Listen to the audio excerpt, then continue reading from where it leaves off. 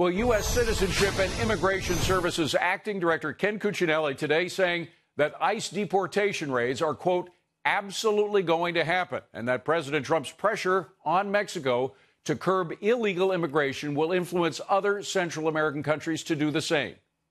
But there's no question the president's handling of foreign policy, in particular with Mexico and the Northern Triangle, is helping to make a difference here. Mexico is now a better partner than they have been in recent memory.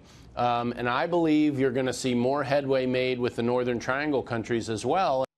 Joining me now is Congressman Mark Greene. He's a member of the House Oversight Committee, the Homeland Security Committee, and the House Freedom Caucus. Good to see you, Congressman. Ken Cuccinelli went a little bit further. He said we have gone at the border, quote, from calamity to near disaster. Now, that's still awful, but at least it's an improvement. Do you see that?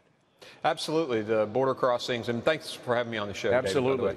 David, the border crossings did go down in June. I mean, it's still the third or fourth highest month ever, but we had 142,000 cross in May, and I think 104 or roughly around that number in June. And that's because the president got tough with Mexico. Right. He threatened the tariffs, and they responded. They put 15,000 of their soldiers on their southern border, and it's obviously had an impact. So absolutely, I agree with Ken on that. And the Mexican president is actually getting it from both sides, from our side of the border with what the president did, but also his own people now realize that it's causing a lot of problems, economic problems for them, and serious problems with the cartels for them as well. Absolutely. I mean, this is a huge crisis. It's been a crisis for a long time. Even now, the New York Times is saying it's a crisis. No. And the Democrats have got to get on board. And meanwhile, you've got the Democrats talking about doing away with Homeland Security. I mean, Alexandria Ocasio-Cortez wants to do away with the whole department. I mean, it's insanity. It is insane. I don't want to excuse her remarks at all because there was a frivolous nature to it that kind of goes along with a lot of what she says.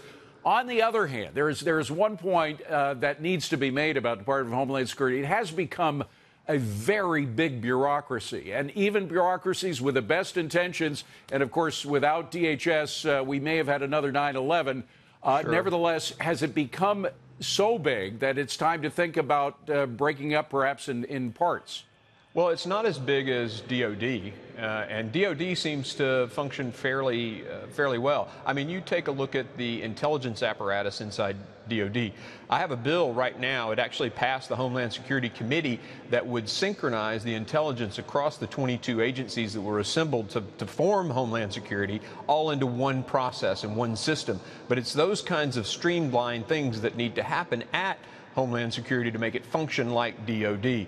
But it's critical. I mean, you can't do away with the Coast Guard. No. You can't do away with ICE. You can't do away with Customs and Border Patrol. I mean, even legal immigration is processed through that department. So it's ridiculous and obviously grandstanding on her part. And, one of the things these people don't understand, a lot of things they don't understand, but one is the way we just saw in that report that the cartels are using their human smuggling to assist in their drug smuggling. It's all part of the same system that they have going.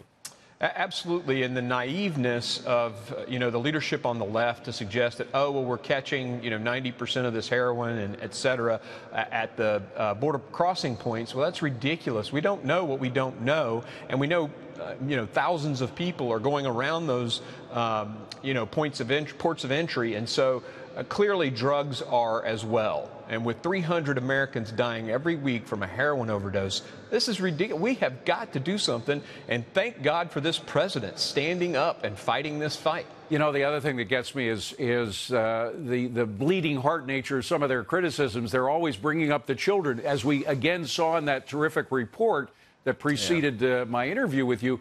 The children are the ones who are they have 100+ degree heat down there they're dealing with. This is deadly heat, and they are being convinced by all of these measures, whether you're talking about lax border security, whether you're talking about sanctuary cities, whether you're talking about insane amnesty rules that draw all of the immigrants. The people it hurts the most are the children. Absolutely. I couldn't agree more with you, David, but that's really the fault of Congress. I mean, the responsibility for this lies with Congress. Flores' amendment basically allows a child to be a visa.